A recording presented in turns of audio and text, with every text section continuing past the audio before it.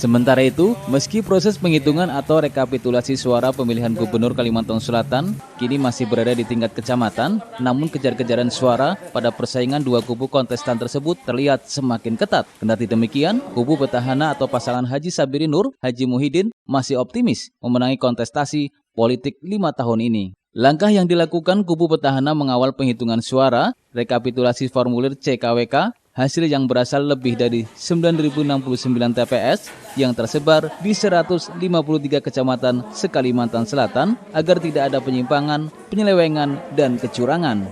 Pasalnya, tim pemenangan Paman Birinmu, Muhammad Rifki Nizami Karsayuda mengendus adanya upaya ilegal dari oknum yang ingin membeli salinan hasil formulir di TPS dari para saksinya di lapangan. Dan hal itu tentu menjadi kewaspadaan pihaknya karena tentu dinilai bisa menciderai etika berpolitik. Nah, karena itu posisi ini harus tetap kami jaga agar kemudian tidak ada penyimpangan, penyelewengan pada saat rekapitulasi suara di tingkat PPK atau kecamatan.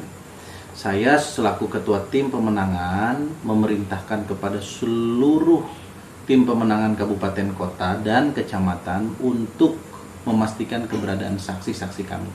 Kami punya 6 orang saksi di setiap kecamatan, dan dari 6 orang itu kami perintahkan secara bergiliran 4 orang untuk menginap, menjaga proses ini sampai dengan akhir, sampai dengan form di tingkat kecamatan itu ditandatangani baik oleh PPK, Panwaslu di tingkat kecamatan maupun oleh para saksi yang ada. Di beberapa tempat tim kami, saksi-saksi kami dicoba dirayu untuk kemudian fotokopinya dibeli oleh oknum-oknum tertentu yang mengatasnamakan tim dari pihak lawan.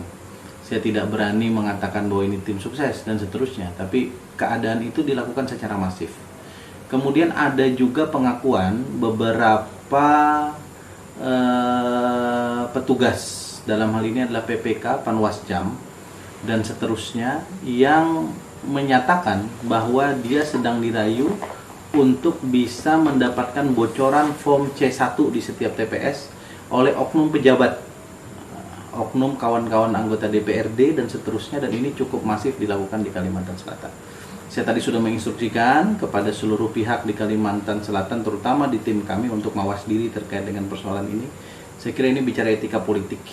Jadi kita mari kedepankan adab politik. Kalau tidak punya saksi, ya jangan kemudian mengambil C1 dengan tanpa hak, meminta dan seterusnya. Kami mengeluarkan dana yang sangat besar, energi yang sangat besar, pelatihan saksi tiap TPS yang cukup lama berbulan-bulan untuk melatih saksi kami. Lalu kemudian ada pihak lain yang tidak menyiapkan saksi, lalu secara pragmatis mengambil C1 dari pihak-pihak tertentu. Ini tentu mencederai persoalan ini. Dan kami juga bingung apa motivasi semua ini, tetapi secara husnuzon saya berpikir ya kawan-kawan mungkin juga ingin menyiapkan diri dalam satu proses rekapitulasi di tingkat kecamatan, kabupaten, kota, dan Tim Paslon Birinmu juga berharap agar penyelenggaraan pemilihan di tingkat pusat dapat memantau langsung proses tahapan pilkada di Kalsel dengan fenomena seperti ini agar tidak terjadi kecurangan. Tim Liputan, Banjar TV.